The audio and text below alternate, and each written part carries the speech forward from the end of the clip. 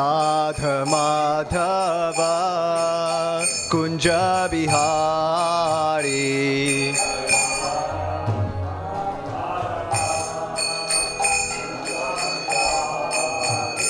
Jaya Gopi Janavallabha Girivardhari.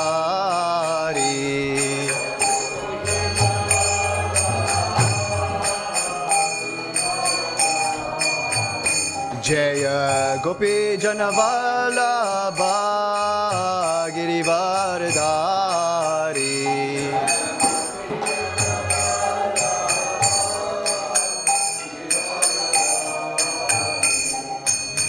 Yashodanandana Braja Janaranjana.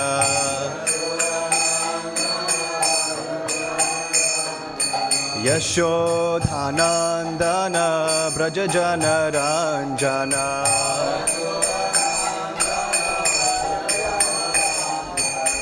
Yamuna Tira Vanachari.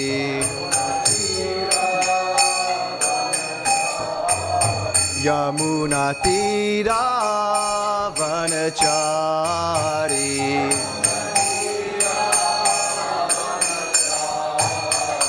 Jaya Radha Madhava Kunja Bihari.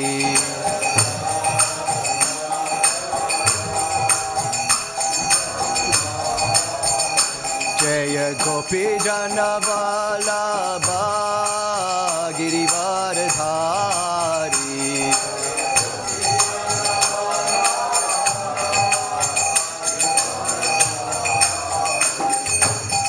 Yashodanandana Braja Janaranjana. Yamuna Tira Vanachari.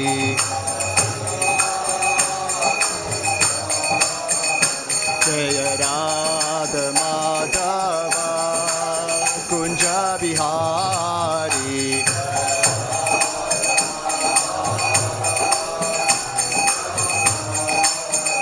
Jaya Radha Madhava Kunja Bihari.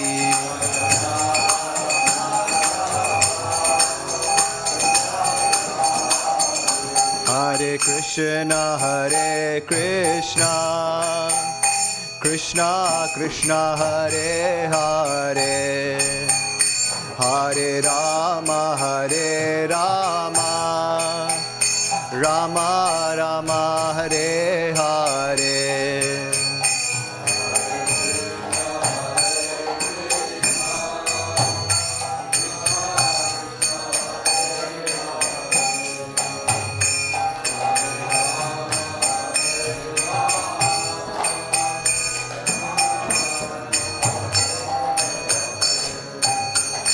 Hare Krishna, Hare Krishna, Krishna Krishna, Hare Hare, Hare Rama, Hare Rama, Rama Rama, Hare Hare.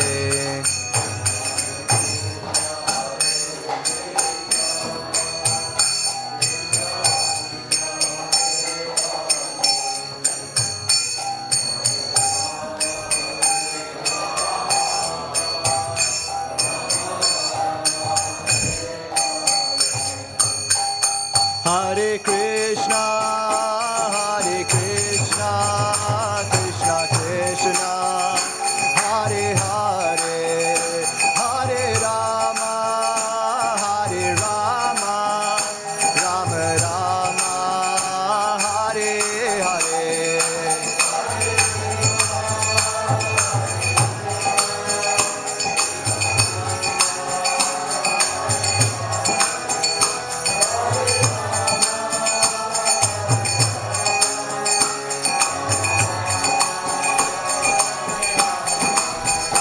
Jaya Radha Gokula Nanda, Radha Gokula Nanda, Radha Gokula Nanda, Shri Radhe.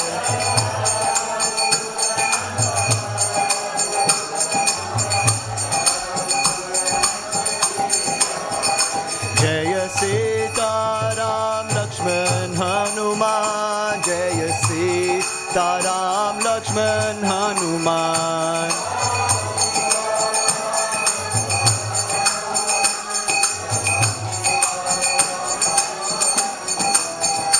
Jaya Gauranitai, Gauranitai, Gauranitai, Jaya Gauranitai.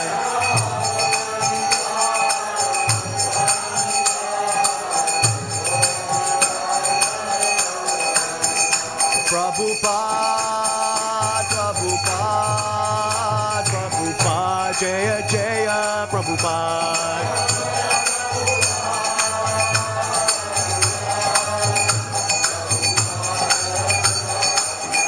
Nitai Gaur, Hari Bol, Hari Bol, Hari Bol, Nitai Gaura, Hari Bol.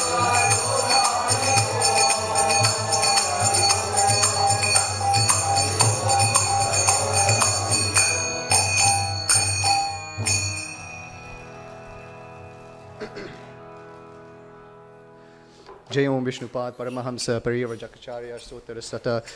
His Divine Grace A.C. Bhaktivedanta Swami Srila Prabhupada Ki Jai. Jai Om Vishnupad Paramahamsa Parivrajacharya Sottara Sata. His Divine Grace Bhaktisiddhanta Saraswati Goswami Maharaj Prabhupada Ki Jai. Ananta Koti Vaishnavrinda Ki Jai. Namacharya Haridas Thakur Ki Jai. Prem se kaho Shri Krishna Chaitanya Prabhu Nityananda Shri Advaita Gadadhara Shivasadi Gaura Bhaktavrinda Ki. Shri Radha Krishna Gopa Gopinath Shamakund Radhakund Giri Govardhana Ki. Vrindavan Dham Ki, Navadvip Mayapur Dham Ki, Jagannath Puri Dham Ki, Samaveta Bhakta Vrinda Ki, Nitai Gaura Premanande Hari Bol. All glories to the assembled devotees, Hare Krishna. All glories to the assembled devotees. All glories to the assembled devotees.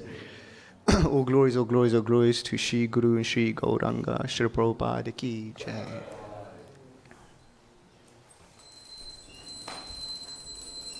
Shri Radha Gokulananda Ki Jai, Shri Sitaram Lakshman Hanuman Ki Jai, Shri Gaura Nitai Ki Jai. So we're continuing on when Vidur approaches Maitreya, and we are going through text 18 today. Om Namo Bhagavate Vasudevaya. Om Namo Bhagavate Vasudevaya. Om Namo Bhagavate Vasudevaya.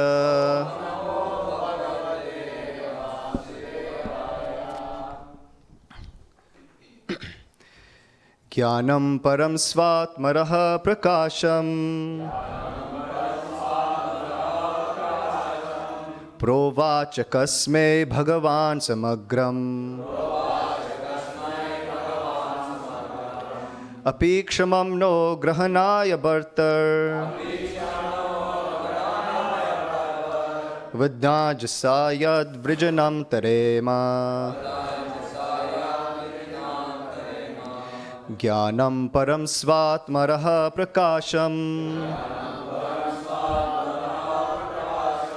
Provachakasme Bhagavan Samagram. Apikshamam no grahanaya bhartar. Vaddhajasayad vrijanam tarema. Jnanam param svatmaraha prakasham. Provachakasme Bhagavan Samagram. Apikshamam no grahanaya bhartar. Vaddhajasayad vrijanam tarema.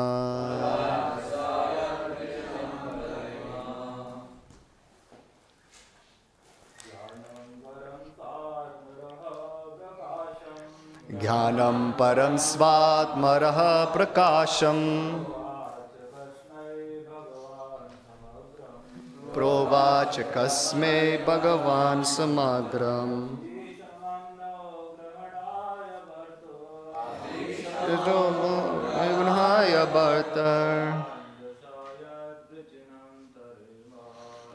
Vedanja yad vrijanam tarema. Jnanam param svatmaraha prakasham. Tasmai Bhagavan samagram. Tikshano nayana.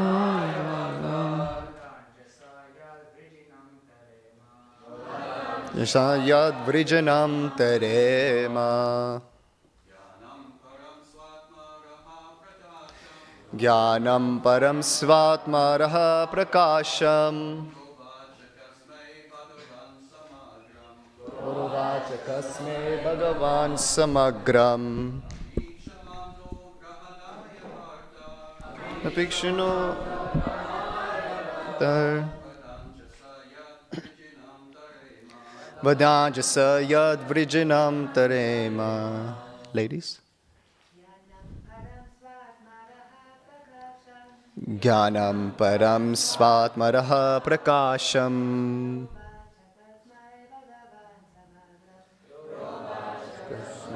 Bhagavan samagram.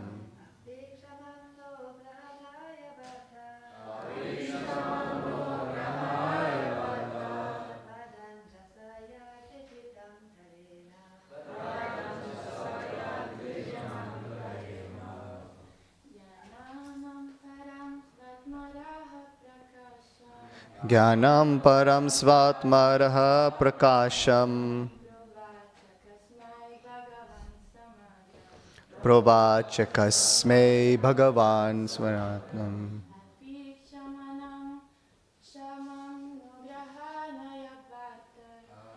Apikshamam no grahanaya bhartar. Vedajasa yad vrijanam tarema. Jnanam, knowledge. Param, supreme. Sva-atma, own self. Raha, mystery. Prakasham, enlightening. Provacha, said. Kasme, unto Ka, Brahmaji. Bhagavan, the personality of Godhead. Samagram, in sum total. Api, if so. Kshamam, able. Naha, unto me. Grahanaya, acceptable. Bharataha, O my Lord. Vada, say. Anjasa, in detail. Yat, that which. Vrijanam, miseries. Tarema, can cross over. Translation and purport by His Divine Grace, A.C. Bhaktivedanta Swami Srila Prabhupada Ki Jai. My Lord, kindly explain to us, if you think us competent to receive it, that transcendental knowledge which gives enlightenment about yourself and which you explained before to Brahmaji.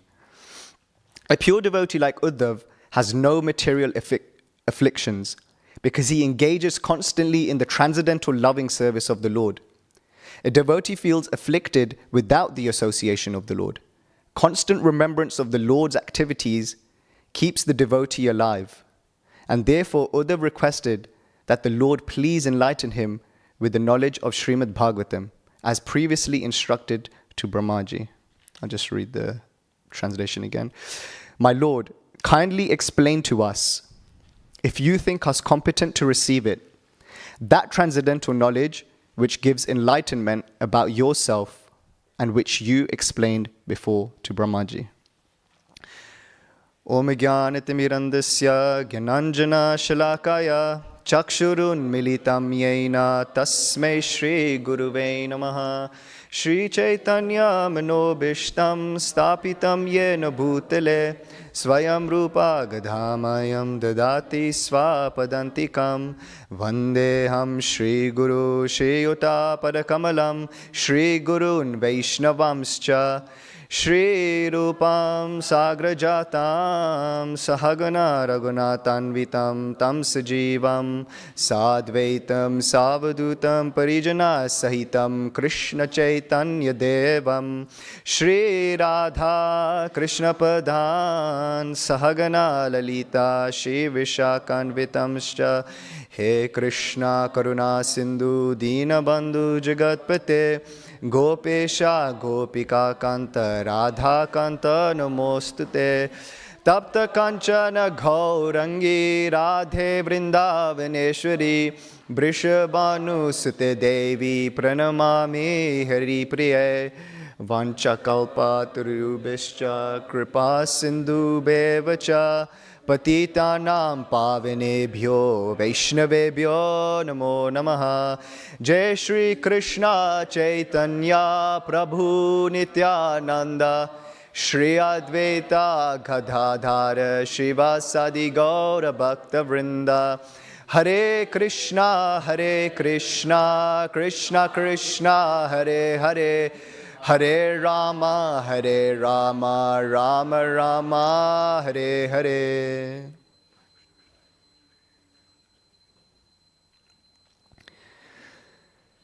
Before I continue, I just seek blessings from all the Vaishnavas that my only intention is to please Guru Krishna and all of you and inspire anyone else who may hear.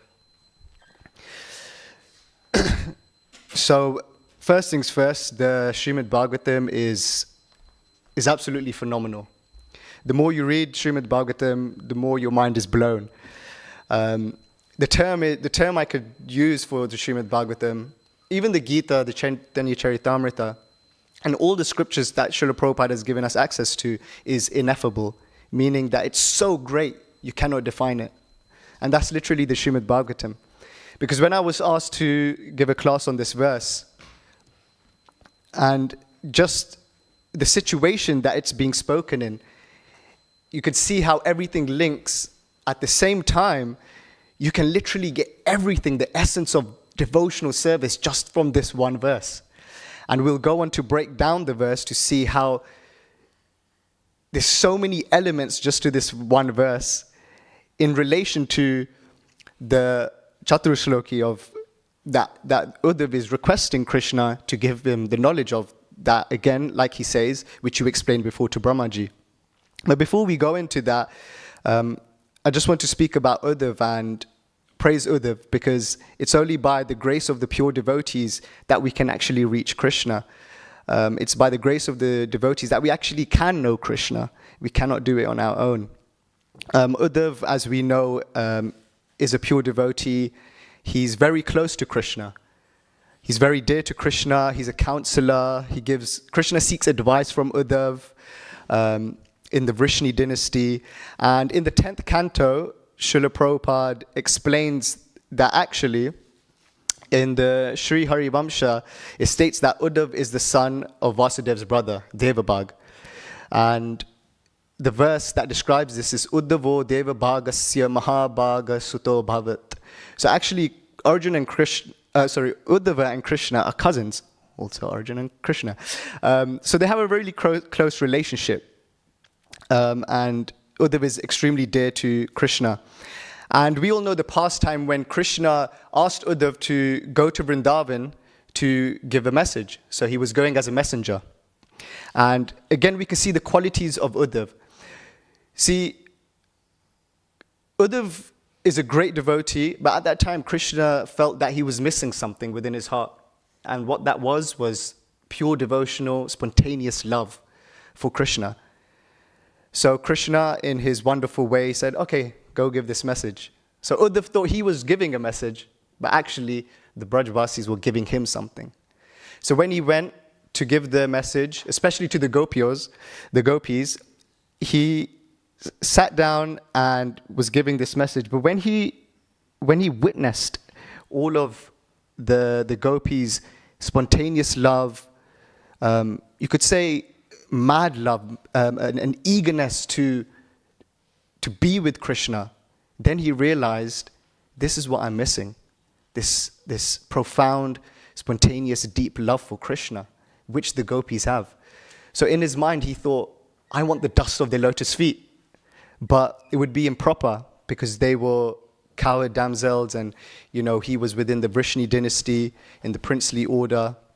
So he prayed to Krishna that please make me, the grass of Vrindavan. So in that way, the dust of the lotus feet will always be upon my head. And so Krishna fulfilled that desire in Vrindavan, Uddhav Kund. To cross Uddhav Kund, you go to Kusum Sarovar. And in a small corner of Uddhav Kund is this shrubs or grass, which is a manifestation of Uddhav. I believe the grass, it's like a short grass called Kulumalata, I believe. I may be wrong. So we can see the humility and how much eagerness he had from seeing the eagerness of the gopis to be in that situation, to be in that position that let the pure devotees basically step upon my head so that I can get the dust of the lotus feet and that I may also one day fall in love with Krishna the way they are. So this is the significance of Uddhav. And we can also see this, that nearly a whole canto is dedicated to him. The 11th canto when Krishna speaks the Uddhav Gita. And here he's again requesting for the knowledge of the Srimad Bhagavatam. So we'll break down this verse and see how wonderful it is and the traits of Uddhav that we can learn from.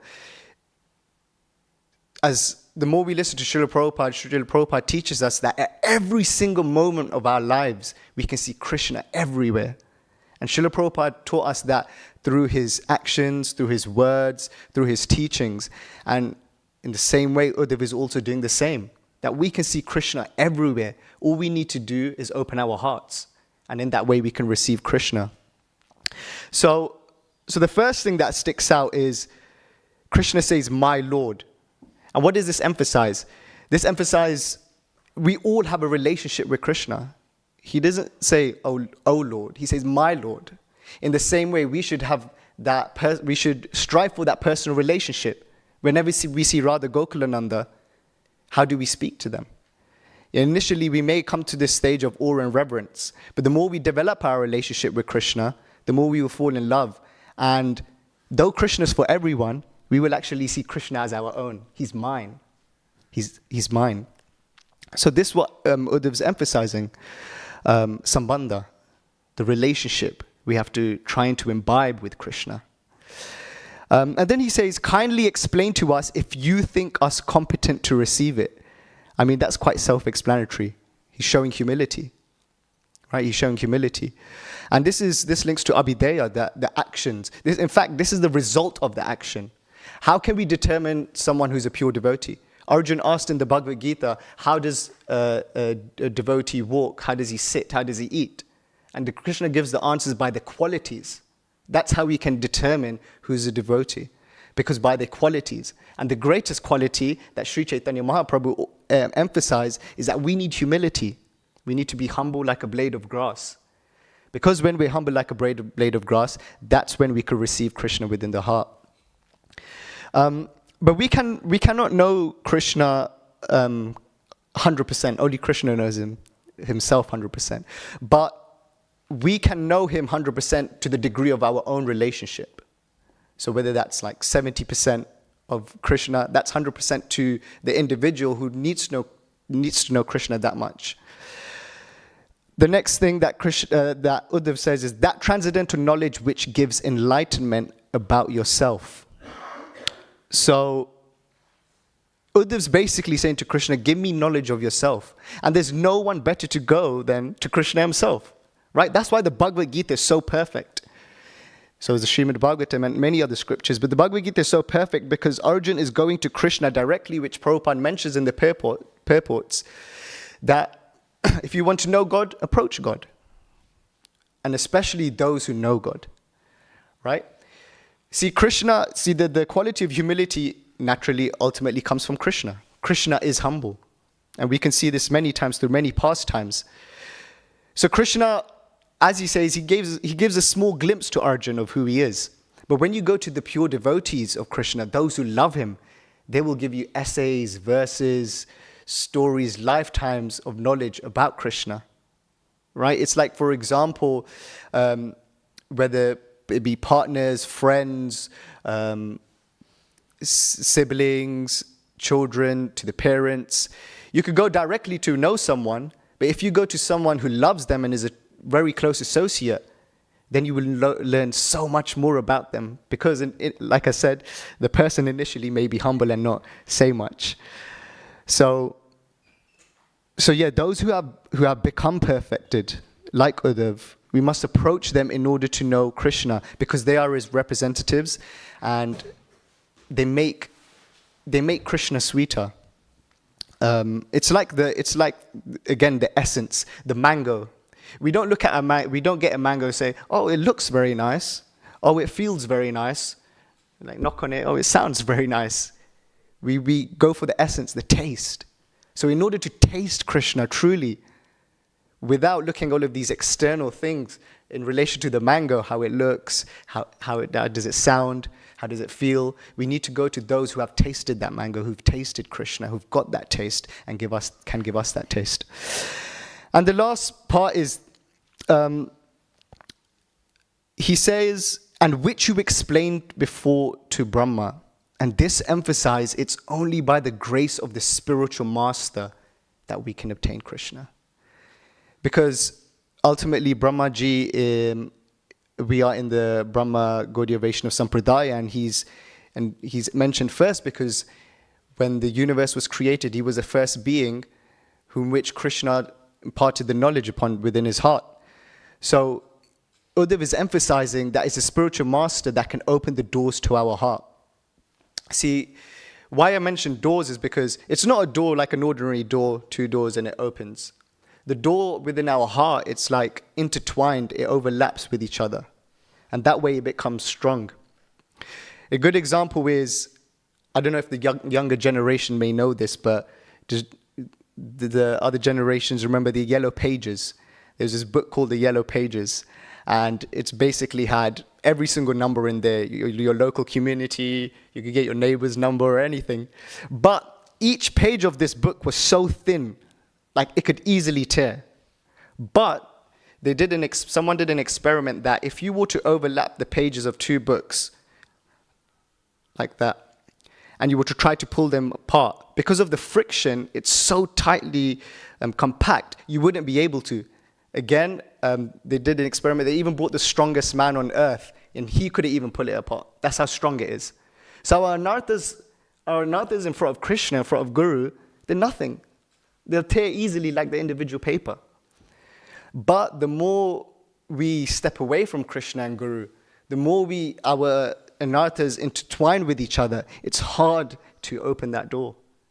And so it's through sadhana bhakti, it's through hearing in class, hearing from the pure devotees, chanting Krishna's name, associating with devotees, which is extremely important. Then these locks start to loosen up. They start to loosen up, so there's not much friction. But still we can't open the door because we're not on the other side. And who's on the other side? It is Guru. And Guru is the one who can then open the door and then allow Krishna to come into our hearts and let it be Krishna's playground. And Krishna can dance within our hearts. Krishna can do as he pleases. Sorry, one sec. Yeah, Krishna can do as he pleases. Because when Krishna dances within our hearts, we're able to dance ecstatically for him, just the way Chaitanya Mahaprabhu showed us how to dance for Krishna, always dancing for Krishna. And there's this verse in the Chaitanya Charitamrita which really stands out in relation to this dancing, and how if we let Krishna into our hearts, he as the supreme controller can allow us to dance for him with pure love.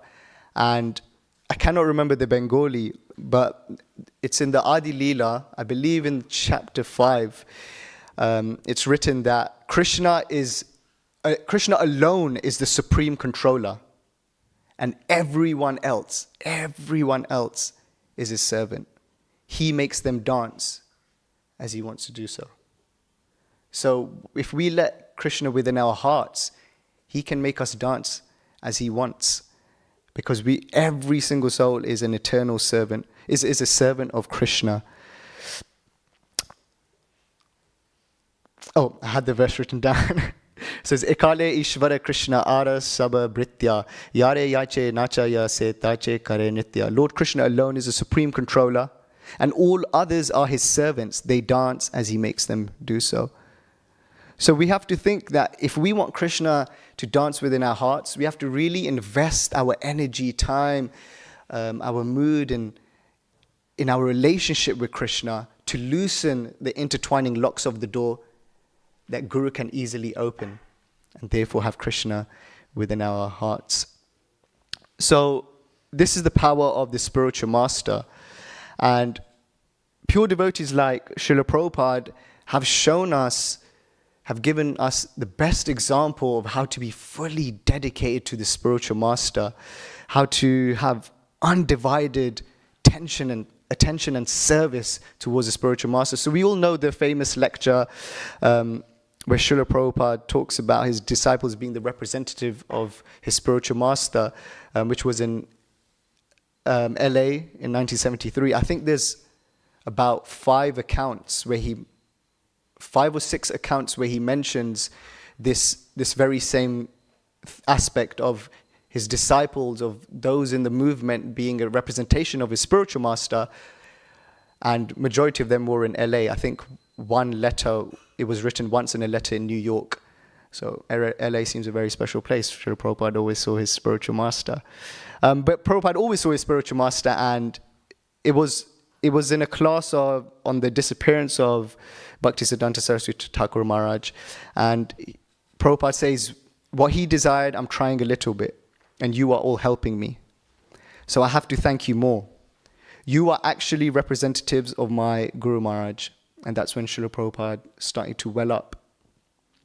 Because you are helping me in executing the order of my Guru Maharaj. So even through his disciples and the devotees of the Krishna conscious movement, he saw his spiritual master. So as I was emphasizing before, we can see Krishna everywhere as long as we open our hearts and our eyes and our ears. We can see Guru, we can see the lessons we are being taught at every single moment, as long as we open our hearts, open our ears, open our eyes. And like I mentioned, he also mentioned it another time, but the one I really like is in a letter in 1972, and he mentions the same thing, but the way he says it's very nice. Srila Prabhupada says, I accept you therefore as my representatives of my Guru Maharaj, playing as my affectionate disciples. Said very sweetly. That the disciples are in the role of his spiritual master. And so the way Uddhav is requesting Krishna for this knowledge that was given to Brahma, we can always pray to Guru, we can always pray to Krishna, please open my heart, please open my eyes so I may be able to see you everywhere, please open my ears so that I may hear and be attentive to your holy name and for any message that's given to us. Please open the storehouse of taste so that I can taste your holy name, I can taste prasad and always remember you. Please open the sense of touch, that whether I'm beside a devotee or even put my hand above the flame with an arti and even touch the flowers, that I'm able to constantly remember you, Krishna, constantly remember you, my spiritual master. And so Krishna goes on to give Vidur the knowledge that was given to Brahmaji at the start of creation. And in the Jaiva Dharma by Bhaktivinoda Thakur, he explains the 4 kinds of knowledge, so a knowledge within each verse that was given to Brahma. But he says that Vaishnava Dharma, or the process of bhakti, is like a lotus flower that eventually blooms. So the seed is given, and the more we, again, go deeper within our relationship with Krishna, understand who we are, understand who Krishna is, and carry out those activities that get us closer to Krishna and connect in our relationship with him, then ultimately we are covering these 4 verses, the Chatur Shloki, that again Uddhav is requesting.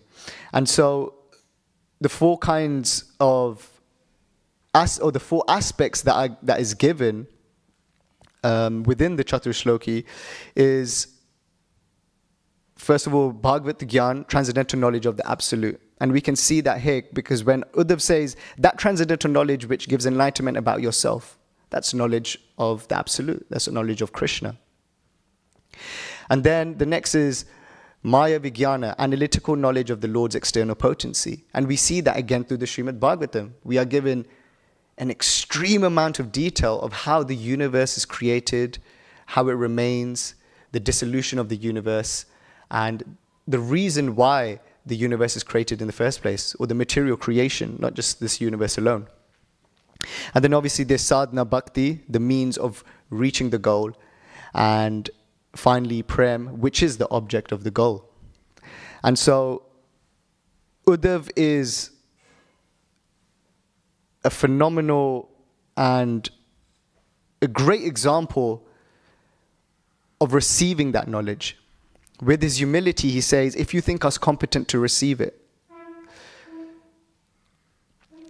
So, because of his humility, he's able to get those four aspects which I just mentioned and receive Krishna in his heart.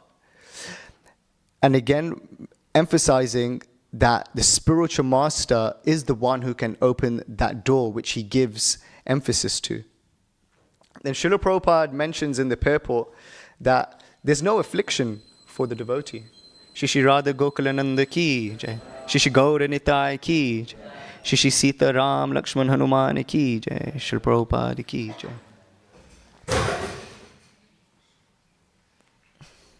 So Srila Prabhupada then goes into that there's no material affliction for the devotee because he engages constantly in the transcendental loving service of the Lord.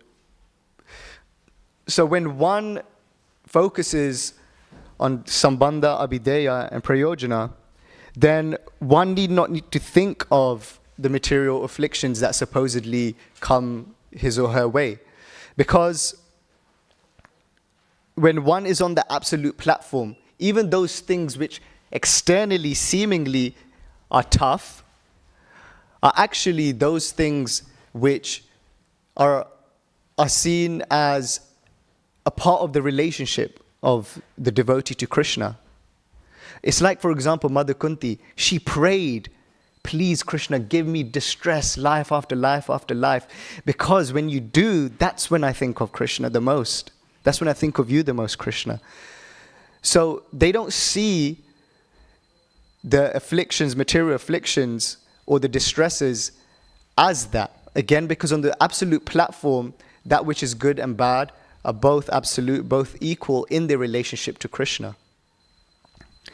So Prabhupada continues and says, but a devotee is afflicted when they don't have the association of the Lord. And so that's why we need to, like Uddhav, approach a spiritual master, open our hearts, so that we always have the association of the Lord. And that's why it's very important that every moment of our life, at every interaction we have, we are always conscious, how is Krishna present within this?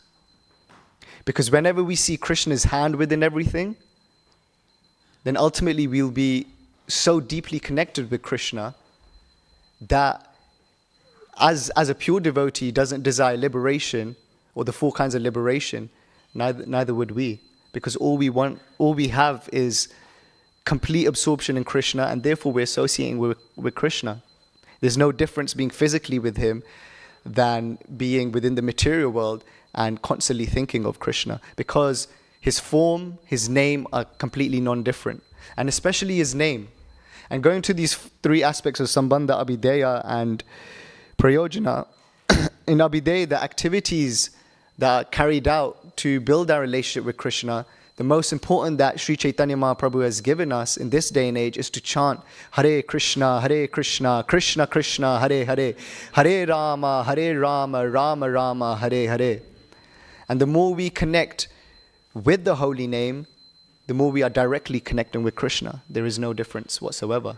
And so the best thing we can do then to see Krishna everywhere is to invest in that relationship with the holy name. Through japa, through kirtan, being on the streets and chanting the holy name, coming for morning program, coming to kirtans in the evenings, and we should just completely invest in this holy name, because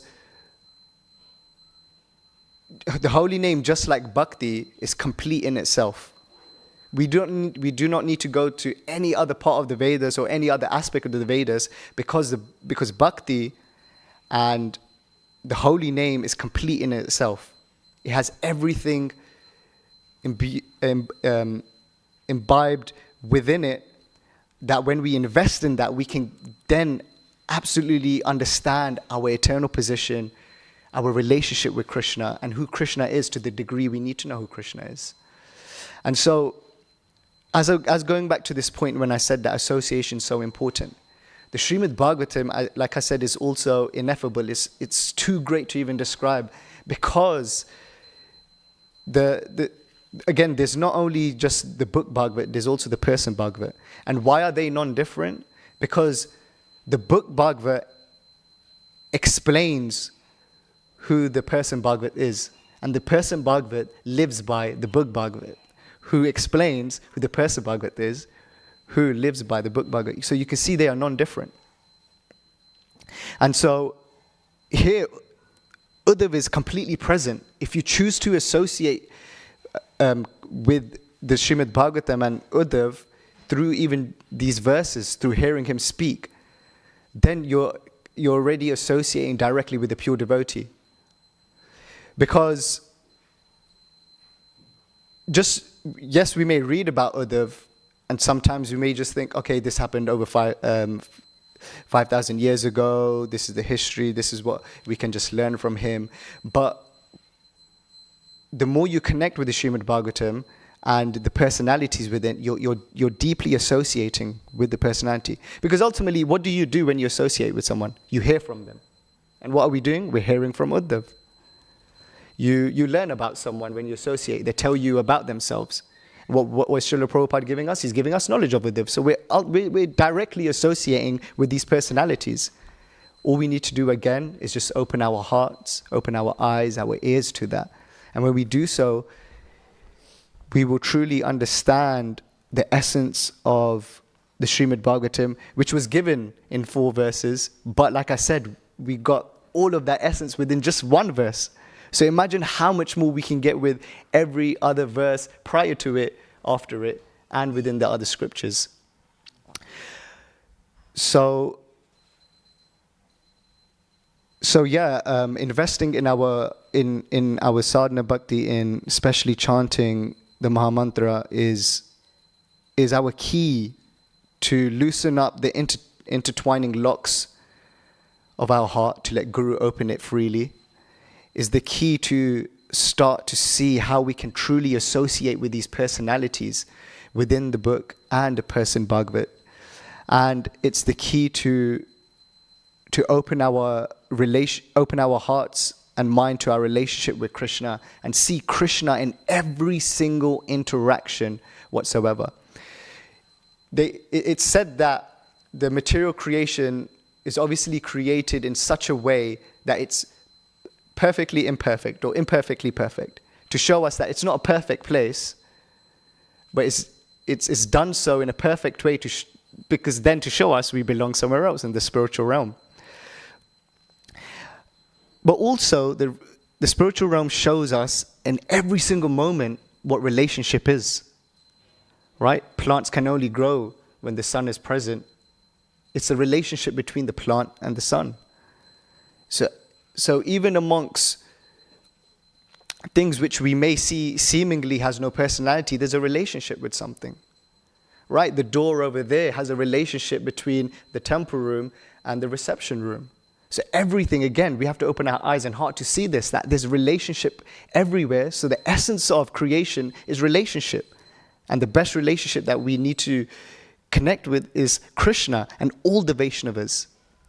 So by going to the spiritual master, as Arjun also showed us, he said to Krishna in the Bhagavad Gita, I accept you as my spiritual master. And Krishna also gives the knowledge that we need to go to a spiritual master, carry out service, and be humble.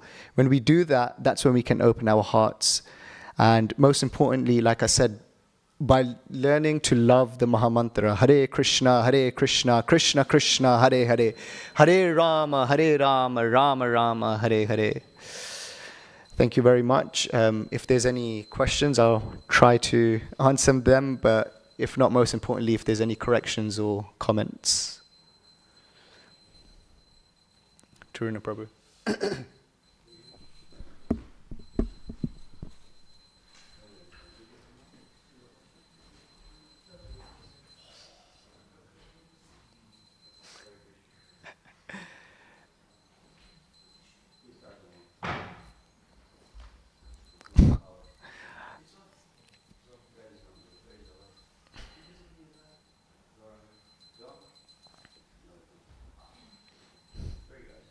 That's okay.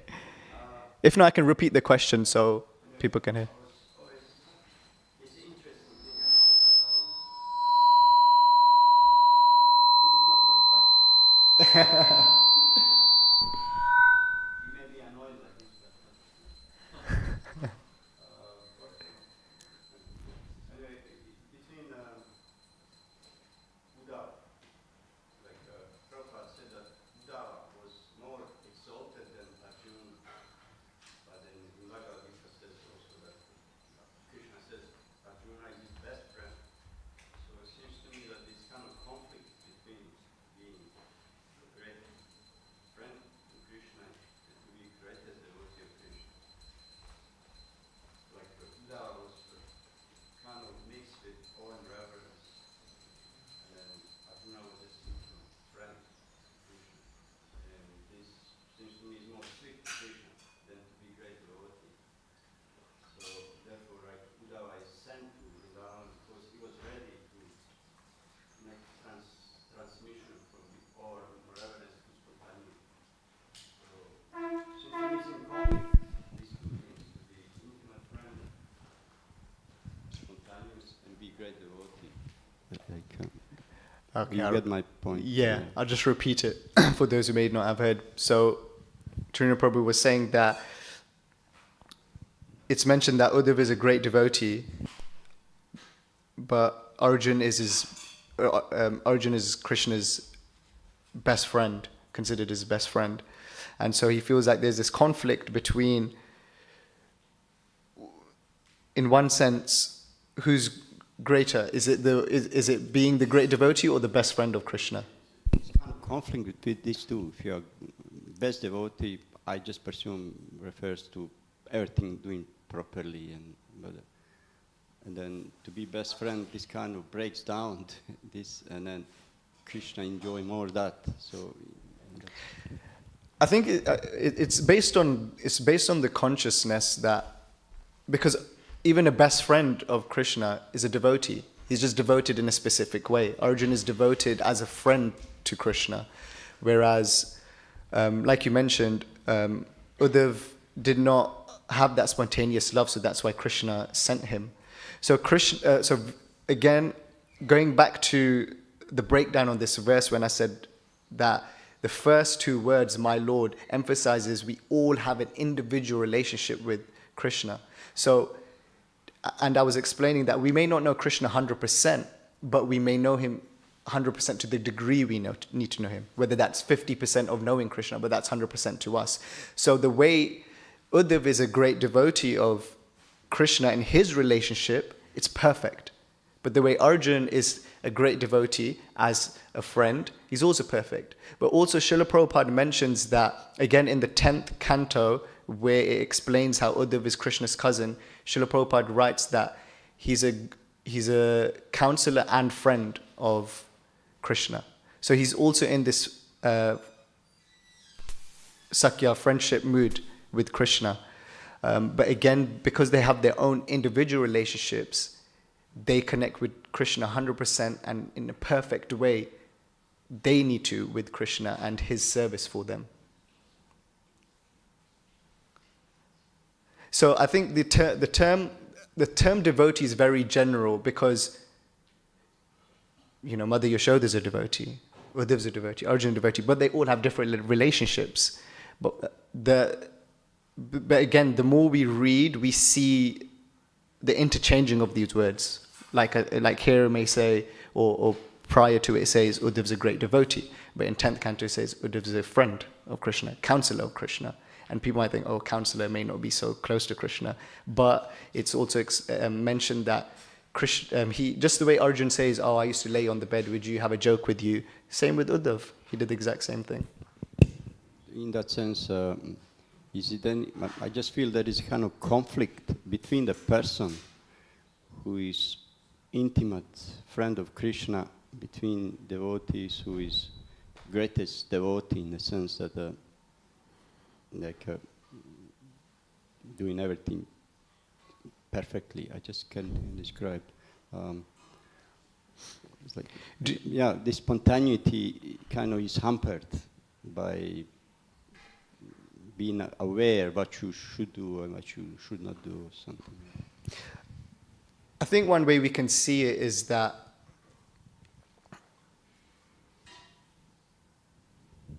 our relationship with Krishna is a process. So Krishna already, and that's why Krishna is so merciful, because he already sees us as perfect, but he's still careful to come close or give himself to us. So on that journey of one who's a great devotee but may not know spiritual love, or spontaneous love, Krishna will still see that devotee as perfect, because ultimately, we as spirit souls beyond the material world, we are, because we're directly connected with Krishna.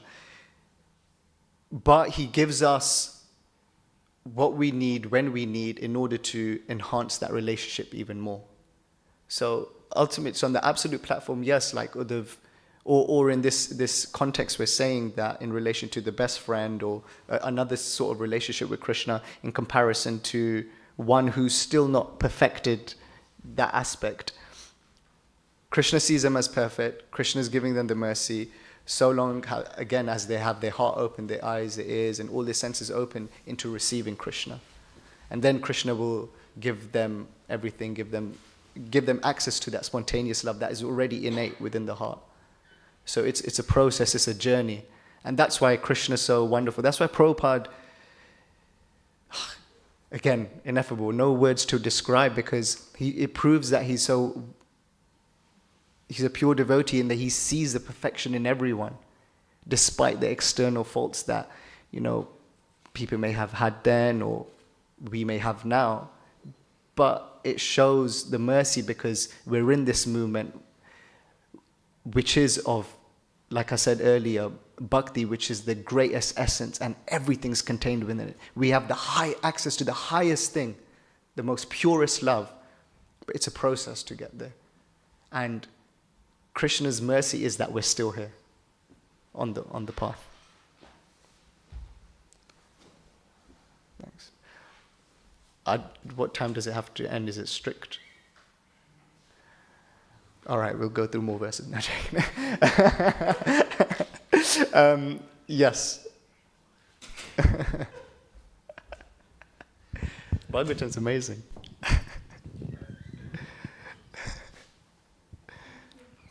Hare Krishna. Hare Krishna. Thank you very much for the class.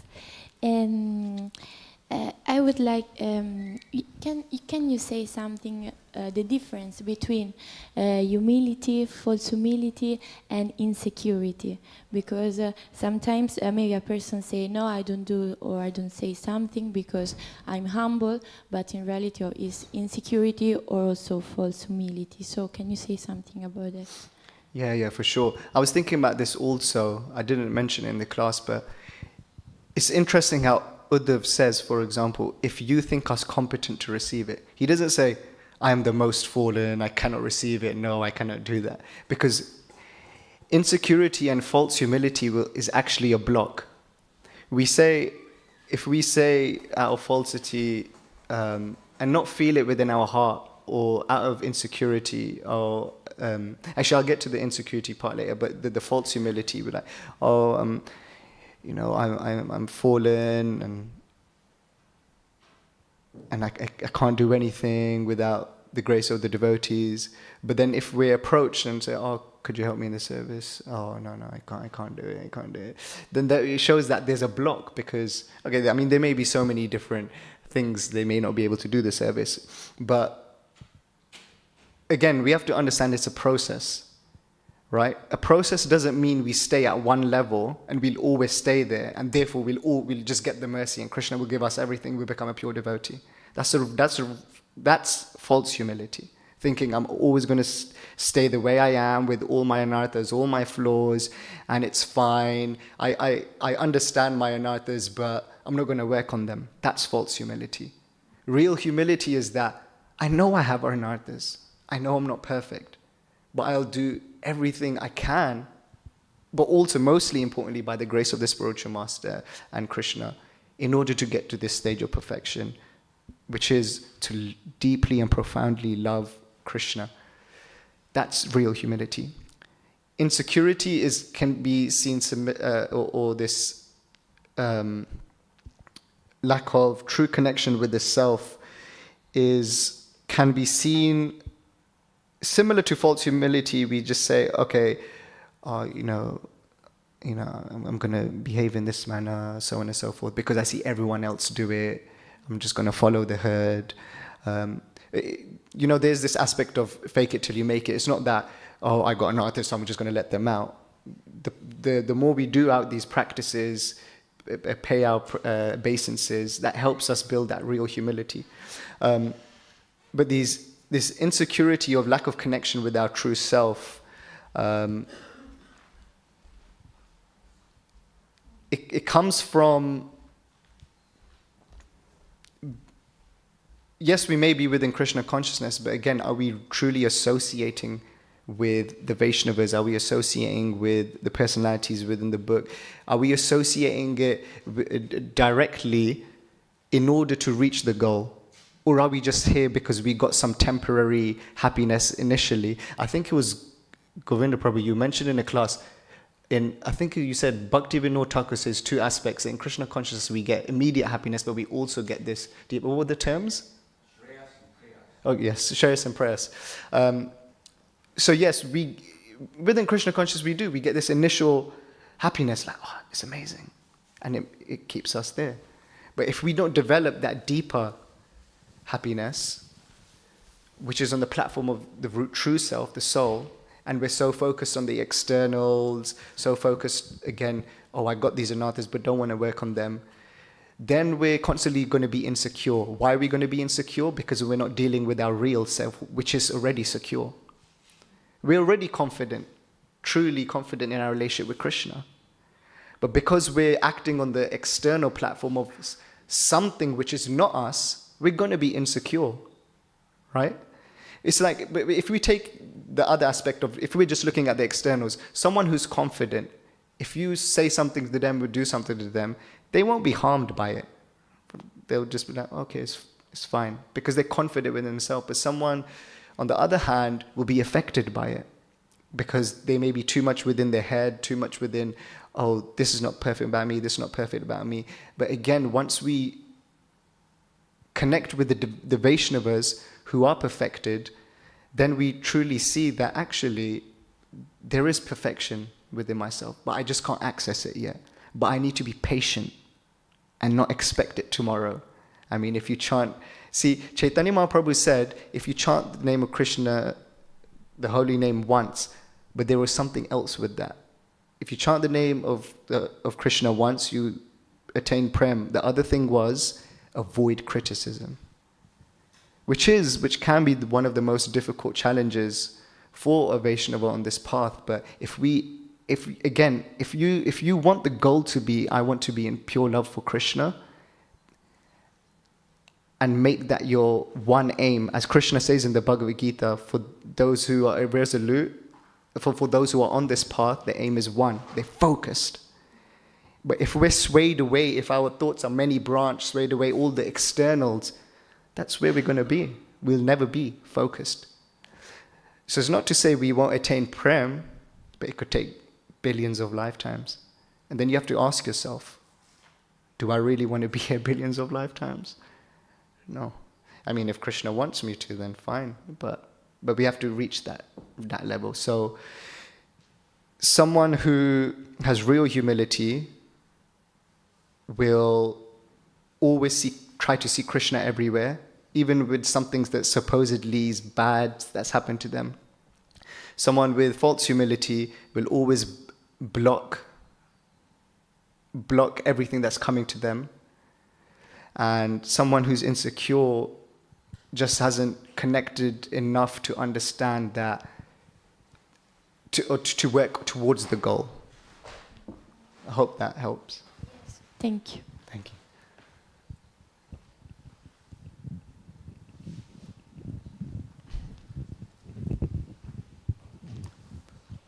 It occurs to me that Prabhupada was a perfect example of creating or getting us to dig deeply, or his disciples, his relationship with him in his passing days. He was always in command, telling them what to do, controlling that. And he would chastise them as well. Get angry. Oh my goodness. So, but actually, they were all appropriate for the moment in time. The moment in time when Prabhupada was at his most helpless. He was still writing books. He was thinking of others, of themselves. He says, I've written everything in my books. You just have to see it. And so he will continue in spite of pain, agony. And even when his disciples say, Prabhupada, please, don't go on this parikram. It could endanger you. And then Prabhupada, he said, okay, I'll stay longer. But in the end, Krishna had his way. He took him when it was more suitable. But the example he showed was this total self-sacrifice. Giving up his control to the disciples. Let them look after me. Let them teach me. Or they'll learn by this deep personal service. He was, and in those last few days, the final days, he just wanted to carry on revealing everything. Because he says, what you see now, I've already, but it's already established in my books. I have nothing more to say to you. And we just have to know what he meant by that. Hang in there. Let's find out. Go from old age, birth, disease, until the pain of the Lord. In that pain, he takes them away. He takes us all away. Sometimes the pain physically is also difficult to endure. But I've come through those moments actually where that pain has been worth it, because it's taken me a step closer to what I should know. That I have to let people serve me. It's foolishness not to. It's an act of selfishness if we're not careful. And then you get to know everybody that is helping you, because they reveal their own heart. So maybe all their suffering is worth the pain. You don't know until you get there, until the next step. Either you're taken by Krishna in his, by his decision, and he just carried on and carried on in excruciating pain even. So amazing thing. You have to go through this process in our lives. We're not babies anymore. And gradually, as you reveal in yourself, I remember when you were a young person here, when you're doing your courses, you know, there's some things you had to learn on a practical level. And you probably are now in the lessons of life. Yeah. Okay. Thank you so much.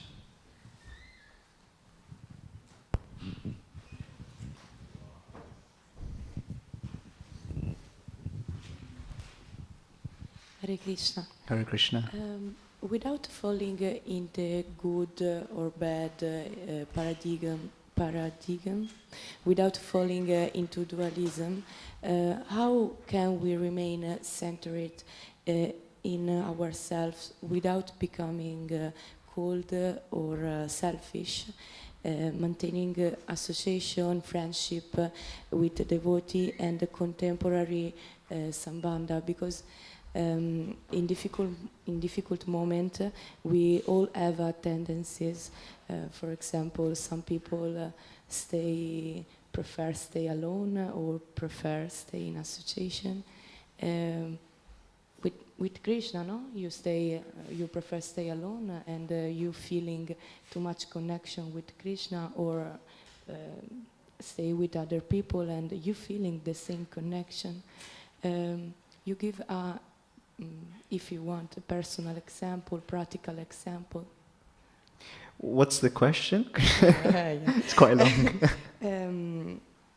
How can we remain centered in ourselves without becoming cold or selfish, maintaining association, friendship with the devotee and contemporary sambandha? Okay, so like say for example someone prefers staying on their own and they feel happy with their relationship that way, but how can we find the balance of connecting with other Vaishnavas as well? I think just going to this point that was emphasized today, that yes, we have an individual relationship with Krishna, but it is only by the grace of the devotees and the spiritual master that we can truly know Krishna. And that's a sign of humility. Because even myself, if I had a choice, I'll be stuck in a room for years on my own. But we have to understand that also is just a temporary part of our self, right? That's not how all devotees in the spiritual world think. They constantly want to be with each other. Let's talk about Krishna, let's play with Krishna, let's, you know. So this idea of being alone is just a temporary aspect of ourself. But we have to, again, the more we read, the more we gain the knowledge that actually it's the spiritual master, it's the Vaishnavas that are going to really give me Krishna. When we accept that in our heart, through humility, then naturally we can have our own time, because again, in the immediate phase you're saying, because we're not in the perfected stage, some people need their own time alone, and that's where they are most efficient. So that's fine, you can have that time. But no matter what, don't neglect the devotees. You know, you can, especially through, again, everything's about relationship. If you want to spend time on your own, someone comes, you could just explain to them, oh, I just need some time alone, but maybe later we can talk or we could do something. But you have to live up to that promise. You will go speak to them after. So take that time, be with yourself, but understand ultimately that it's like the pastime of Durvasa Muni. You know, when he offended Ambrish Maharaj, and then he went to everyone, then he went to Vishnu. And even Vishnu said, look, I can't help you because you've offended my devotee. And there's this great book by Shivram Maharaj where he explains the conversation between Vishnu and Durvasa Muni. And it's very profound, very deep, very philosophical, and very sweet, all at the same time. And Vishnu is explaining to Durvasa Muni that Durvasa Muni was so narrow, I don't want to offend Durvasa Muni, but in that moment he was very narrow-minded, thinking, oh, I do all of this sadhana, I do all of this, why are you not accepting me? But Narayan was trying to explain that even the devotee is above myself. So if you worship the Vaishnavas, if you treat the Vaishnavas nice, when during Guru Puja you dance with the Vaishnavas, you're pleasing Krishna. You're already pleasing him. Rather than just standing on their own and trying to dance for him, you giving joy to the Vaishnavas collectively is what Krishna wants. And that's what Prabhupada wants. Prabhupada said, you have to cooperate with one another. And it's only through that cooperation that this movement is present. And it will remain present because of the cooperation of the devotees. And that shows how powerful Vaishnavas are. So yes, explain that I need some time alone, and everyone's different. That's fine. But never ever even think, I'm going to neglect a devotee, or I don't want to spend time with the devotees. Because they are your key. They are your key back to Krishna. So yeah, whether it's through writing, reading, hearing, try to see how you can develop your relationship more with the Vaishnavas. And I'm not perfected, but from my spiritual master and from Srila Prabhupada, I can see that this is the key. Make Vaishnavas your life and soul. And then you already have Krishna. Thank you so much. Thank you. Hare Krishna. Grantaraj Srimad Bhagavatam ki jai. Srila Prabhupada ki jai.